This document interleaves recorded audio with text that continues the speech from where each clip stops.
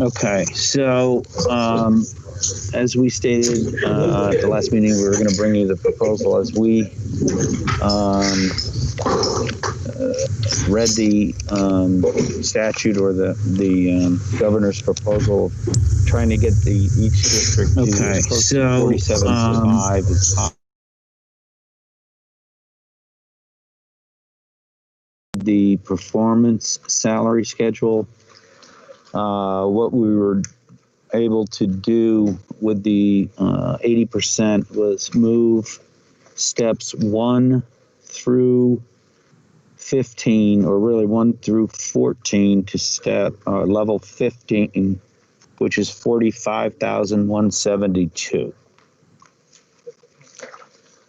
And on the grandfathered,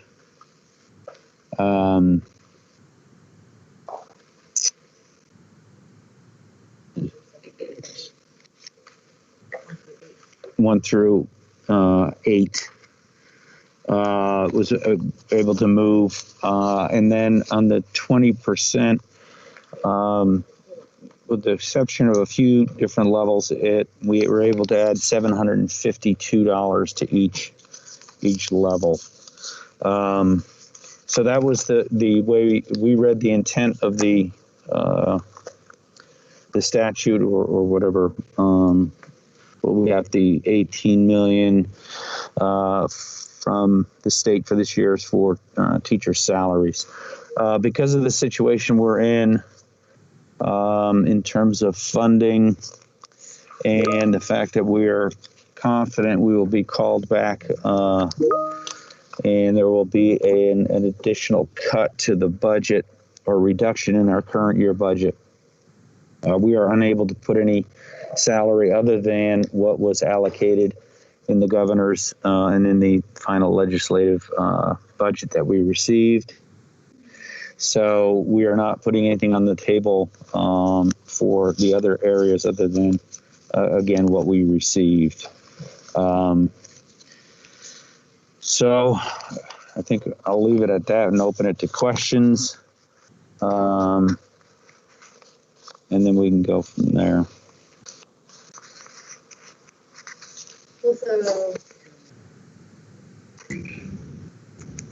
Okay. Well, I mean, as you know, with the para and ESP contracts, everybody took a no salary increase last year. And while we understand that there is possibly some budget shortfalls coming possibly later in the fall or earlier next year, a 0% is unacceptable. Just in the lapse that we have with instructional and para positions that are open on the district website right now, if you were to not fill them, it's about $10 million. And so our lapse would pay for our proposal in and of itself.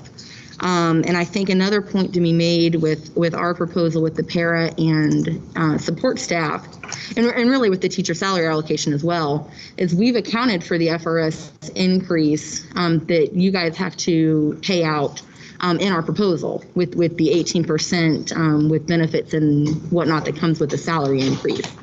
And so I think we need to make sure that we're not double counting that money either. We've accounted for the FRS increase that would take place in our contracts. I know you still have the AFSCME contracts and, you know, any non-union staff to think about too. But I mean, we're 9,000 of the 14,000 employees you have, and we've accounted for the FRS increase there. 9 million.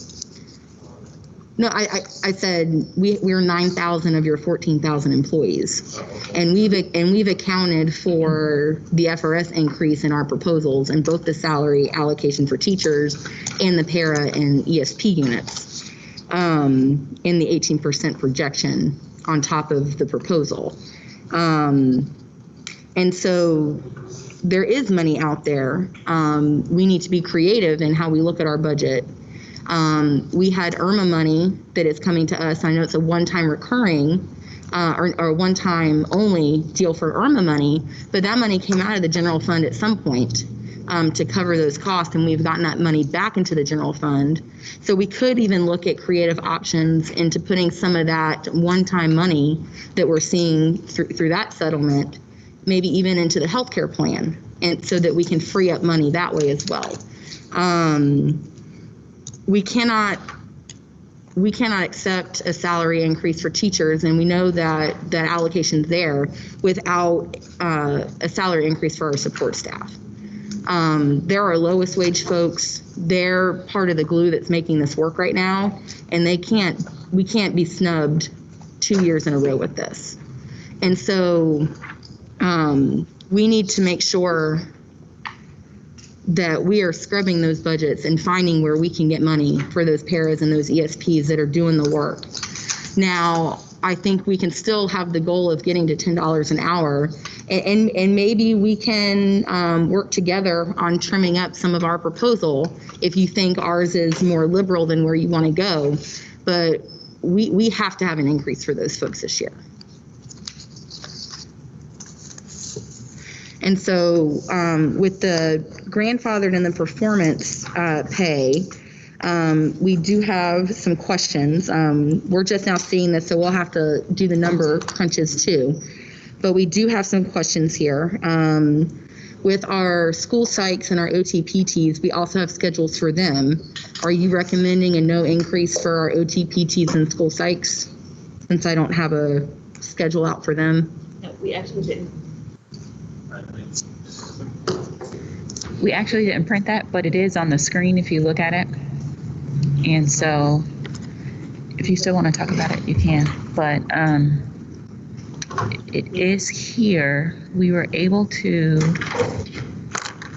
oh, where is it? So there are the proposed salaries. There is an increase there of about 752. Yeah. I think that's the 750 as well. Okay. The 752 as well.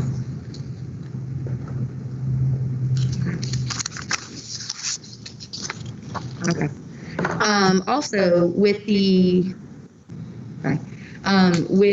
paper performance and the grandfathered schedule that we have presented, does this account for non-classroom teachers on this scale?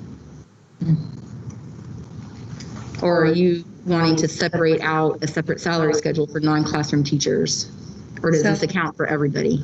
We'll email you the actual whole file, but non-classroom teachers are a separate line item as well. Is Laura sharing her screen? Can she scroll over? Scroll over, Laura.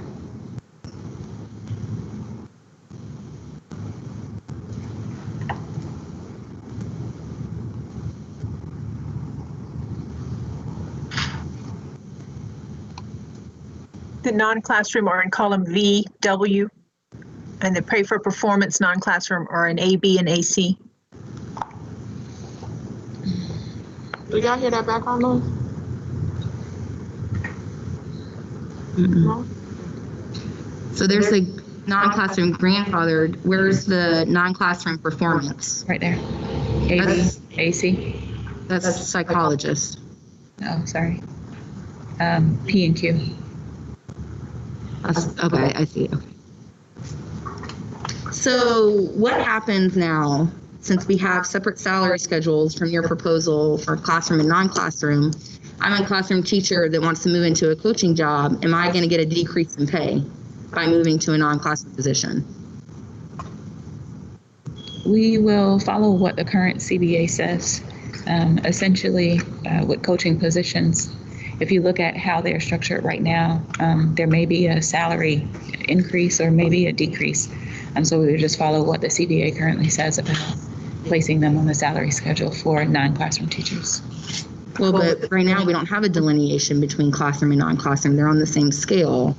So I'm a little I'm sorry. confused. So when I say we would follow, so for us, we would still, like, if you were classroom, if you're going to a coaching position, you don't get any extra money. That's what I'm saying. So, yeah. But on this proposal, if they're on, so I have the classroom teacher in front of me. Mhm. If I am on level 12 as a classroom teacher Which one? I'm sorry. on the classroom performance on your Pay for performance? proposal, The new level 12 or the old level 12? so we're going to work off your proposal, your new level 12. Correct. So that's a salary of 48,300. 48.3. So Okay. if I'm a non-classroom teacher and I'm on level 12, I'm now going into a coaching position or going into a dean or going into a library or going into testing coordinator, I would then get a pay decrease of about $3,000 to 45. That's correct. So how do you anticipate that working? That's How insane. do I anticipate it working, or how will it work? I mean, Well, without a complete revolt and people not wanting to go into those positions, which is unrealistic. And so I guess that's where we're going to have a difference of opinion here, maybe, or maybe we can get you to come to our side on this. I mean, our plan, and so I guess show me, or in writing somewhere, or even verbally right now, where this meets the letter of the law, but ours doesn't. So I know you've gotten DOE guidance, but every DOE memo that I have read just says we have to increase the base salary. And all of that, whatever the maximum allowable, like that's negotiable at the table. There is nothing in the law in 641 or in the companion for 5001 and how the 80-20 is split says how you increase the base. And so we're still really unclear about what about our proposal doesn't meet the law and what about this proposal does by creating this complete pitting against positions in your own teacher contract. I need some guidance from you.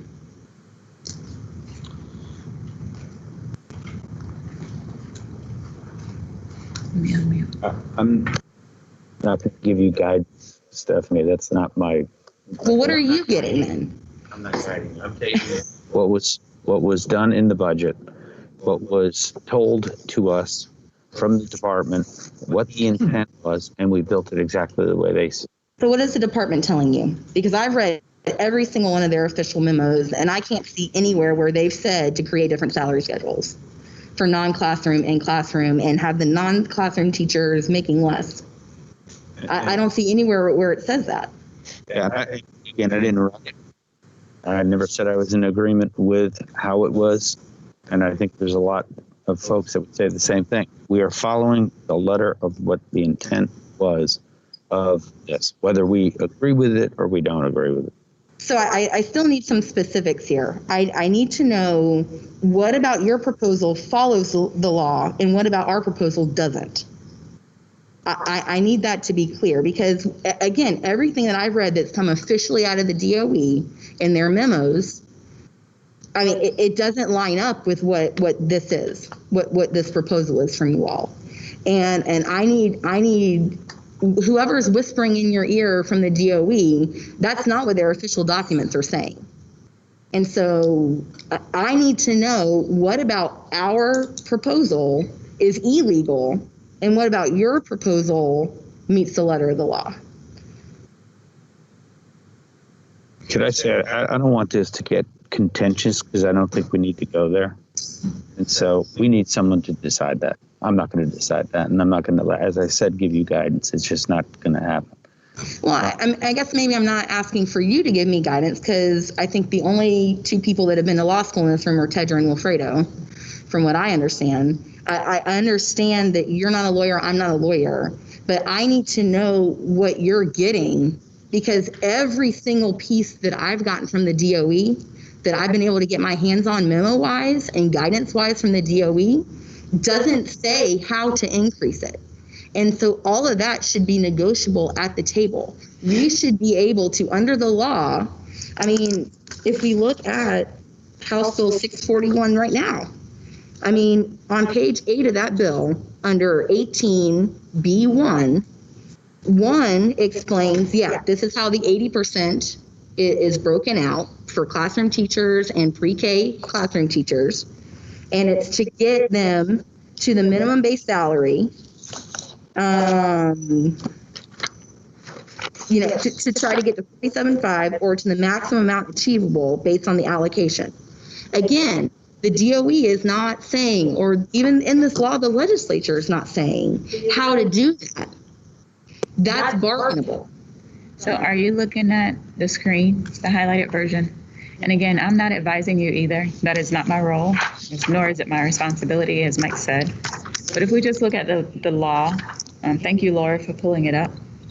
The highlighted area. Can you make that a little bit larger, Laura? Maybe I need to make my screen a little bit larger too. Thank you. So it just says essentially the 80%, which this is what the 80% is, of the total allocation is provided to increase the minimum base salary for full-time classroom teachers. It further says, definitions, etc., plus certified kindergarten, pre-kindergarten teachers funded in the FEFP, but not including substitute teachers, to at least 47.5 or the maximum amount achievable based on the school district's or charter schools allocation. So based on that, that's saying to us, the full-time classroom teachers are separated out. Hence, that's what we've done. So that's why we've provided you the proposal that says proposed classroom teacher pay. And also, and then that's why we separated the other non-classroom. That is incorrect. If we receive that from DOE, we'll be happy to then put them back on the classroom teacher salary schedule. But for right now, it says full-time classroom teachers as defined in 1012.01 subset 2A. But then even in 641 in 18B subsection N2, I mean, What's 18? I don't know. sorry, and House Bill 641. So I'm not even looking at House Bill 640. I'm looking at They're actual companions statute. together though. I'm looking at actual statute to define what classroom teachers are. And So that's the 80%. The other 20 that's allotted to us is for classroom teachers that didn't get at least a 2% raise correct. under the 80%, and for other instructional staff, Right. okay, that are non-classroom teachers essentially. Uh-huh. And so I guess that's where we're having a sticking point, because we can use that 20%, and our plan, everybody on the same schedule, preserves our structure and still maintains equity amongst classroom teachers and non-classroom teachers, while still bringing up the base salary for classroom teachers to as far as we think we can get. And again, I come back to maximum allowable from our allocation. The DOE or the legislature didn't say how to do this. And it doesn't say or give any guidance really about what that looks like. That can happen at the table. And so I'm really having a lot of trouble, and I think our team's having a lot of trouble in why we would want to create division when we don't have to. And so again, I'm going to ask. I think you're assuming that you're saying that why we would want to create division. And I think Mike said it in an earlier meeting. We don't have a dog in this fight. It's not that we are creating division. And so I need to be very clear about that. The district isn't creating the division. We are interpreting the law. And until we get somebody else that says this is incorrect or this is wrong, then that's what we are charged with doing. And so this is our interpretation of it. I know that FEA has their own interpretation of it. I know that you all have your own interpretation of it. We all know that there are various proposals going around the state regarding banding and non-banding and all that. We're just at a point where we may just disagree, because this is just how we interpret it right now. And until we get further guidance, I don't know that we are going to be able to provide you any advice or any other I don't want to say advice, but advice regarding. And I guess I need to come back to the division. point that I need to know from your point of view, what about our proposal goes against the law? And what about your proposal is legal, to the T? And so, because I know again, I go back to everything that I read from the DOE. So unless you guys are getting something different on a phone call or in some other internal mechanism that's not available to people outside of, the district organization, I haven't been able to get on my hands on anything that says that the DOE is saying you just need to make it an increase and it needs to follow the law. And we think that our proposal does meet the law. We're using 80% of the money to get classroom teachers up based on the reporting that I showed you guys last week. We're using the other 20% to almost subsidize to keep everybody on the same schedule so that we're not being positions against each other. It's criminal for a classroom teacher that wants to move into a promoted non-classroom teacher position to get a $3,000 cut.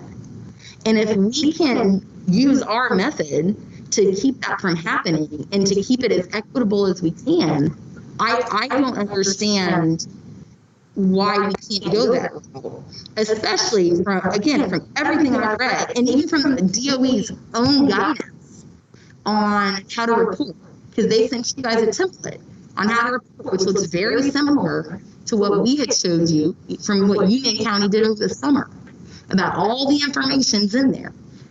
I don't understand the empty threats from the DOE on how they're going to try to audit you. There's no way for them to pull about if I got an 80% dollar money or I got a 20% dollar from that pot. There's no way, even from their own reporting. And so I guess I'm still, and we still have a sticking point here because every official memo. Have you asked the DOE? Have you sought any guidance from the DOE regarding how to interpret it? So FDA is talking to them all the time and giving us what we're going. They won't talk to us. They talk to FDA and then we get the guidance from them. But I'm reading with my own eyes, and I think I'm a fairly intelligent person. I'm reading with my own eyes this law. I'm reading the memos, and I mean the DOE itself.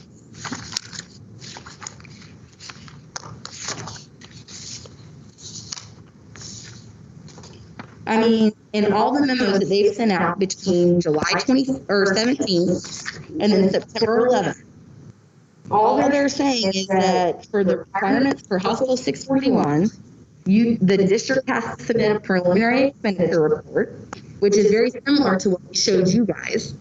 It's just kind of laying out the information a little differently. A summary detail explaining how you're spending it, that you have to increase the minimum base salary for classroom teachers, which under both plans we do. And then we've got to provide salary schedules. I just don't know why this has to be a fight, because I think we're going in that direction. And have you looked at the proviso language? Have you looked at the proviso language? The proviso language? In 5101? Yeah, I have it right here. And all it says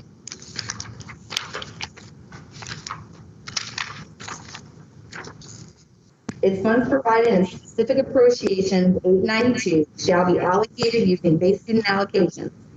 And then down to about the salary allocation from the funds in the specific appropriation, $500 million in the recurring funds from the general revenue fund is provided for teacher salary increase allocation pursuant to section 1011.62 of the Florida statute. 80% of the total allocation is provided for the school district to increase the minimum base salary for full-time classroom teachers as defined in section 1012.012A, plus certified pre-kindergarten teachers funded in the Florida Education Finance Program, but not including substitute teachers. We're not disputing that. We're using 80% to raise classroom base salary for teachers. Our plan uses the other 20 to make it equitable across the board for our non-classroom and our veteran classroom teachers. And because the 20% is really up for grabs for anybody in the instructional contract.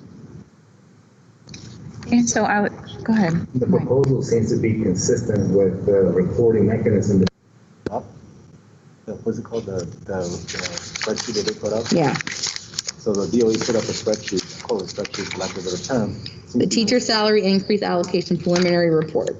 You gotta unmute.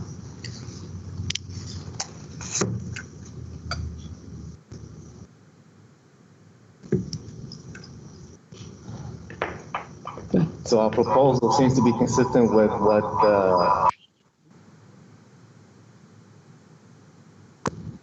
Is that good? All right. So our proposal seems to be consistent with the reporting mechanism that the DOE put online, which is called the Teacher Salary Increase Allocation Preliminary Report. So our proposal comes closer to what they're asking you to report on eventually. Then, well, we haven't gone through this. We just, and I guess the question that Stephanie's asking is has nothing to do with I don't know, with legalese. I guess we just want to know, since your proposal, you're saying is consistent with the statute. We just want to know how this proposal you've presented is consistent with the statute. I mean, you're not going in front of a judge, you're going in front of us. And how ours isn't. I'm sorry, what was your last comment?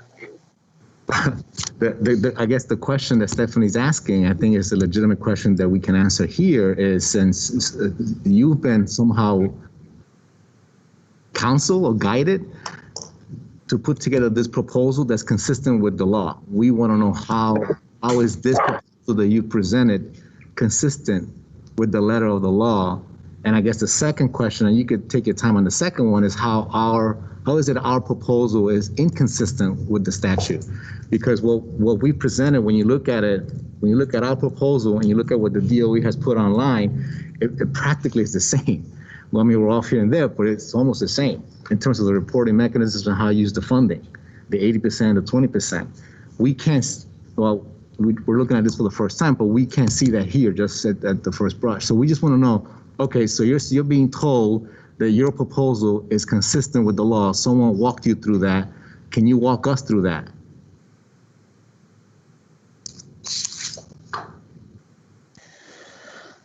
So I'll go back to, again, I'm trying not to make this contentious, and I think it's just going there, and I'm really not. Because at some point, someone smarter than me is going to make a decision for all of us.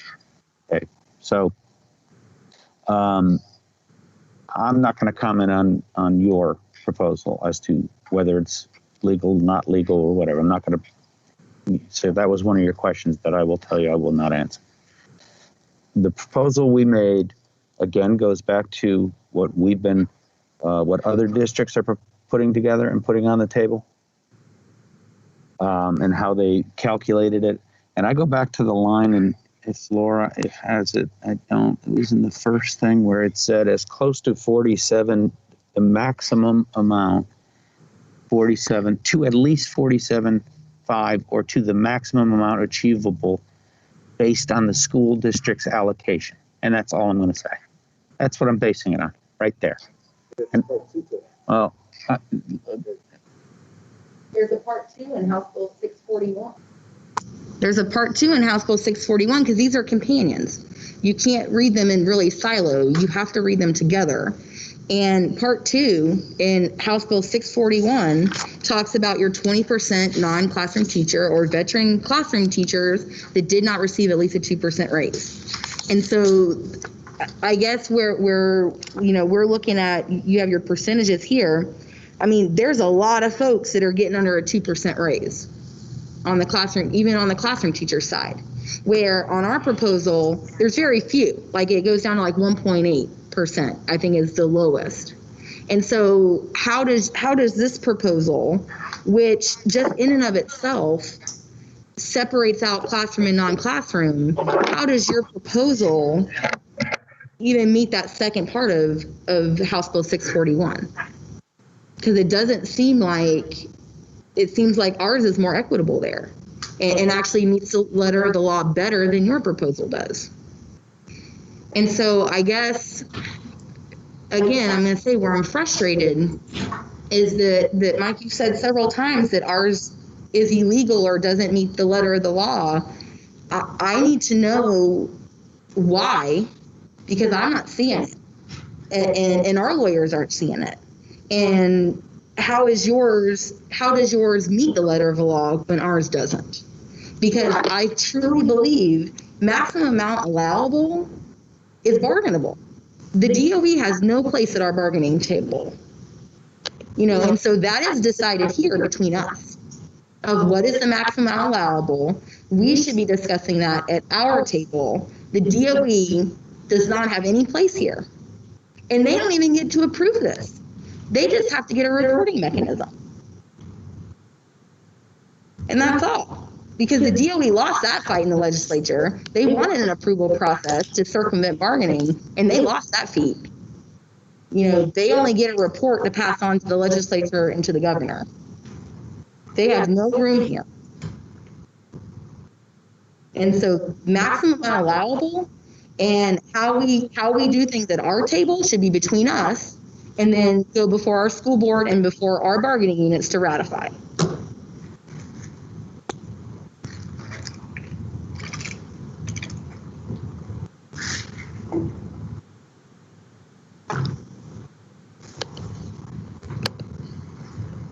And so somebody somewhere told you that our method didn't meet the intent of the law or the letter of the law or whatever. And someone told you somewhere that yours is fine. And so we are not going to agree right now. And so I think we better off spending time moving forward as to where do we go next steps than to sit here and try to say who's right or wrong. So then what are some suggestions from your side to move forward with this? Because again, we just got this today. I asked Laura to send me the whole document so that we can look at everything.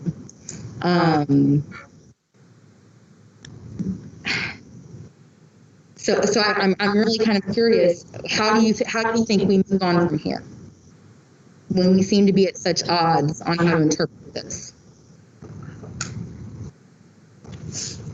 It's not. Just to clarify. I mean, we're not being contentious. We're just asking questions, and sometimes they may be a little uncomfortable, but that's okay. If we, Not uncomfortable at all. Oh, a minute. I said, that go. If we know, if we don't, it's okay. It happens that way. But we think that we can. We think that we can propose a proposal that meets the letter of the law, right in front of us. And we also believe that our proposal meets the reporting requirements that the DOE put out. It's an actual spreadsheet, just fill in the blanks. We think that we just got this proposal, your proposal. We don't, just by looking at it, we doubt whether or not this can actually meet the requirements that DOE actually put out themselves. In addition, it just seems to leave a lot of folks out, and it's just going to cause, I think, some contention among the employees themselves. But that's a different matter. We also didn't we say that we think our proposal for future costing out is more consistent, more conservative. How does this work for performance pay moving forward? I mean, when we collapse.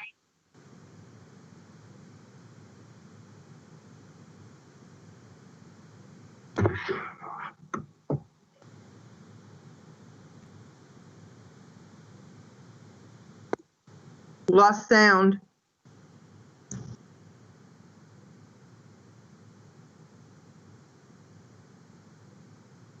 Oh, Lord. Can you hear me now before I start talking again? Okay. I mean, just from a future stance moving forward, we know pay for performance isn't going anywhere. We got a reprieve from it this year.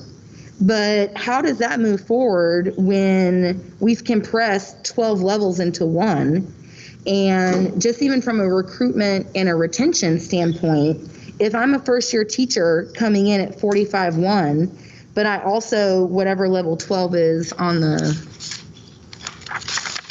if we're keeping the placement schedules the same, level 12 is 7 years of experience coming in.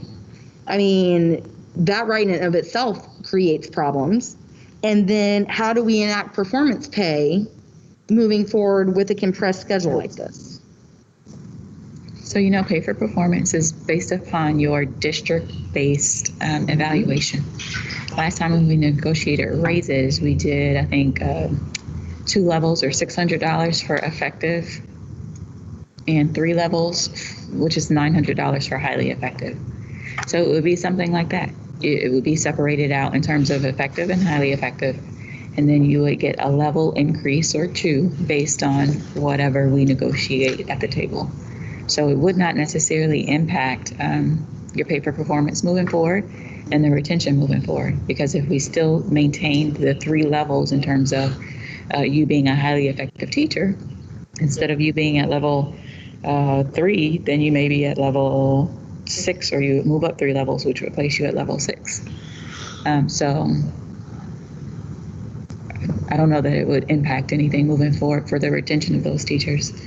For the recruitment, it would be a good, it's good for us. A number of our first year teachers have asked about what the salary increase will be. So I think it's good for us, particularly in that area. So that's it. I don't think there will be a major impact though on pay for performance. May I ask a question? Yeah.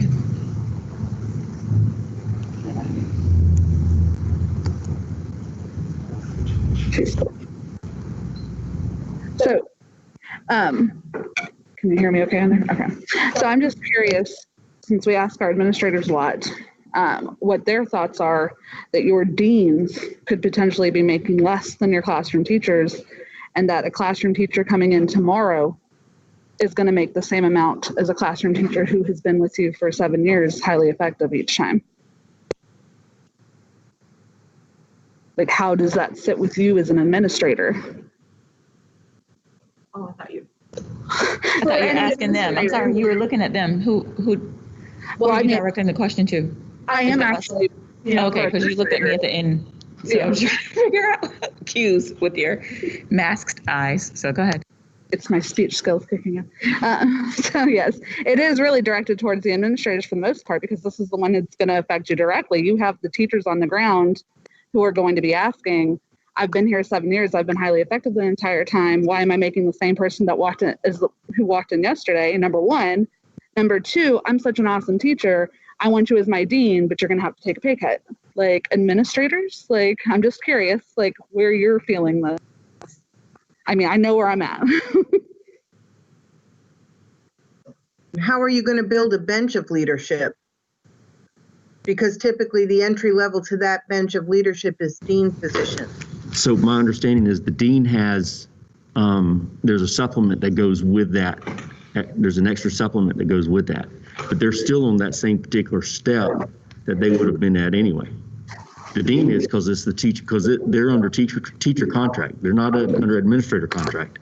That is correct, but the district salary schedule moves them to different schedules. Yeah, on your team's proposed schedule, they would be moving whoever, I got it. Okay, so anybody moving to a reading coach, moving to a testing coordinator, moving to a dean, moving to a library, moving to a school counselor, even though they get a master's, but moving anywhere from a classroom teacher to somewhere else, you're taking a pay cut. And so I guess at this point, again, maybe coming back to Mike, how do you think we move forward from this? I mean, do you have any, because I'm kind of at a loss right now on how to move forward since we're at such different parts. Well, there's always the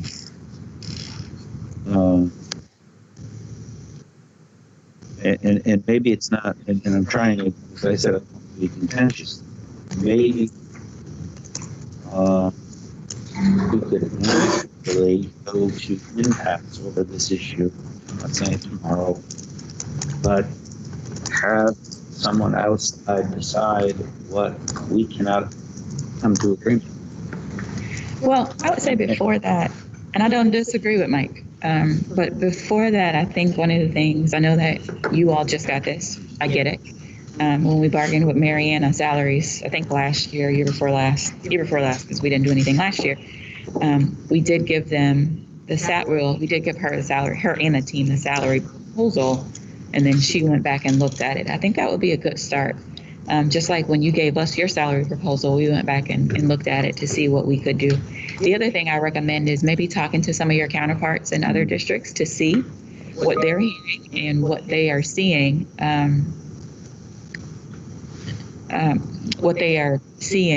from their district as well. I think that'll be helpful. We're all in, I think, our own professional organizations in silo. So Mike has his financial organization, I have my HR organization. And so I'm saying that to say, I think for us, we were talking with them as well to try to figure out kind of what they're doing and what they're seeing. So I recommend that for you in terms of us trying to figure out kind of how do we go from here and where we go from here. Tonight, I know that we are not going to accept yours. You aren't going to accept ours. And so I think maybe just kind of taking a break, you all looking at it, digesting it, and then going from there in terms of how we can move forward and what some scenarios would be that would allow us to move forward. With the 20%, I would agree with you in that you said it's up for, that's a fair game, I think, or something like that you said. So in that sense, maybe propose and, hey, let us really, that is the part, I think Mike has said it as well, is that's the part that we feel we can really negotiate. So what are some proposals maybe that you have then with the 20%, because we've given you our proposal as of right now. This is it. So I know we're I've not going to shared, bid against ourselves or even counter against ourselves. So this is ours, and then if you want, you can provide us with some other proposals for the 20% or whatever after you talk to your people in other areas. few points of clarification on this. We've shared with you how we costed ours out. Okay, I've sent you guys spreadsheets. Can you share with me how you costed this out so that I can actually see the numbers from how you costed this out? So that's number one. Yeah, so number two, can Laura send me now? And I did email her and ask her, but can she send that over to me?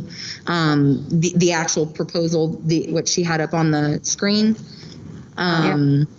So I need the cost out on how you guys costed it out. We need the actual proposal, the Excel sheet that Laura had put up. And then before we leave, we need to talk about the stipend for blended learning. And so I gave Sharitha, even though I had emailed you guys, and I just pulled it out of the MOU. It's the same language that you guys have seen for. So wait, pause 1 second. So we're done then with these salaries? We're done with this. With the salary schedule. So now we're on to the blended learning stipend, correct? Yes, and so I printed it out, even though you guys had the, I gave it to you electronically. Yeah. And it's the same language that we had on the table for a couple of weeks. We just pulled it out of the MOU, put it as part of the salary proposal. And so we know we have CARES Act money, and we think we're still at the position that we need to use a piece of that CARES Act money to give the folks on the ground and everybody's doing a heavy lift. You know, if you're pure eSchool, if you're pure face-to-face, you know, everybody has their own unique workloads this year. But I think we can all agree that if you've been put in the position to teach face-to-face and eSchool simultaneously, that has even been an extra burden on top of what and it's not even normal, but what other people are having to do right now. And so we think that a good use of a part of that CARES Act money would be to fund a stipend for those simultaneous blended learning teachers. And so you have our proposal with that. And I know that you guys went into executive session last Tuesday before the school board meeting. What was the school board's thoughts on that? Because I know you said you had to go back to the board to use CARES Act money for this.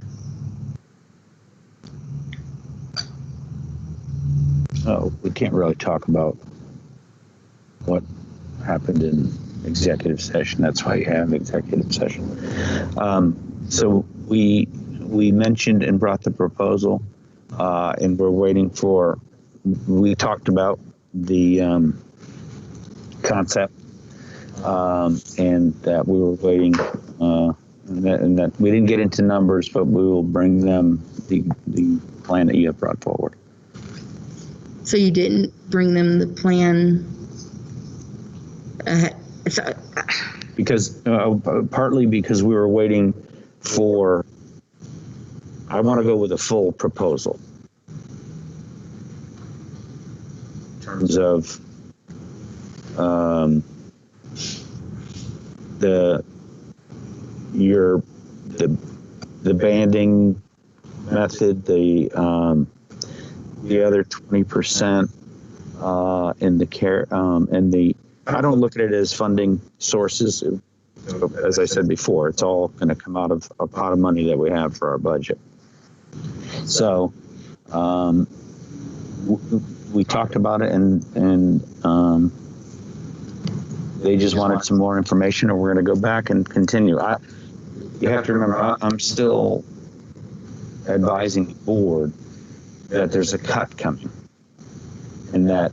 So let's pause for 1 second. I'm sorry, and I'm going to be Wes now. Remember that executive session is specifically, we can share with you whether or not we got approval for it. Mm-hmm. But the details in which the details of what we discuss is specifically private, and it's private for a reason. So I'm not trying to cut Mike off, and nor am I trying to be mean and rude, but we cannot legally discuss it, because then it becomes a public record once you break that confidentiality, for lack of a better term. So executive session is not something that we could really share with you. Again, we can say whether or not we got approval for it, but in terms of the actual conversation, what was presented, etc., I would not advise Mike at this point. And I'm not acting as your attorney, nor am I acting as the board's attorney, full disclosure, but I just need to make sure that we are clear so that we don't get into some I appreciate it, because I don't want to, I don't want to say anything that I'm not privy to say. Okay, well then I think at this point, we're probably finished up here today. There's no sense in going back and forth at this point. So I know next Wednesday, I have an SAO training until 4, but we could do something after 4 if that works for your team. Because I know we've been trying to meet at 3:30, but I could leave my SAO training a little bit early to get like over here or to Jim Miles before 4 if we wanted to continue the Wednesday meetings. And next Wednesday is early release day. And just to continue the conversation. Well, I think just to schedule it, just so it's on everybody's calendar. Yeah. Could I just ask, and I was going to go there, but Tedra started it. Do you have updates from the other 66 districts in terms of where they are and anybody bringing? So I know a lot of districts are bargaining actually now or tonight. I know Brevard's at the table tonight. Pasco's at the table tonight, just in Central Florida. I think Osceola's back next week. They're all proposing. I know you guys know this too. They've proposed something similar that we are, and I know their districts are proposing something similar like you are.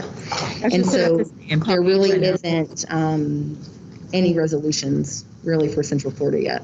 Right. And I would say the same, kind of going down the coast with my connections there are no resolutions. And I need to say that publicly as well. I don't think that we, in this case, are trying to be adversarial with you all at all.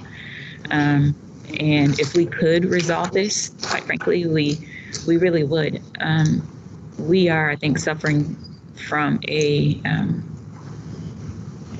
maybe it is, I would say, a true difference of opinion, but if we can come to some sort of resolution, I think that would be the best for all parties. And I would also say that I think the way the law was written, was probably a bit intentional in terms of how they structured it, meaning I think it says something about, or it does say something about the minimum base salary. 80% shall go to the minimum base salary. So it's really instructing us, our opinion is to start there with the minimum base salary and then go from there. And so it could be seen as a bit divisive, but that's not necessarily the way the district feels in terms of how the money should be allocated. Does that make sense? So that's it. So All right. can we tentatively put Wednesday at 4, just on the calendar, and then we'll get with our team? So the only issue is we have a meeting with the state, the district-based leadership team meetings. Mike and I are both a part of that. What happens is all of the administrators for our D schools, they meet with the state and we go over what their issues are. Some of them may be HR related, some of it may be finance related, et cetera. So that is until 4 as well. Okay. So if we could possibly maybe do 4:30, that would be easier for us, or. Okay. And actually 4:30 would be easier for my schedule next week as well. And so that way we can at least get it on the calendar. If not Wednesday, then we could, well, Wednesday is fine, I'll say that. Okay. If we could do it later. Okay. So just to recap, if you guys could please send me how you costed yours out with your Excel, or however you did it. I'm assuming Excel. And the actual document that has the non-classroom differentiation with school sites and OTPPs. Okay. Lastly, it will likely be here again. Okay. Okay. Hopefully, if Melody's listening, if that's okay, Melody, please let us know. All right, so that's it. Okay. That closes out. So the official bargaining session number 7. 7, thank you, is officially adjourned. It's 4:40 on 9/16.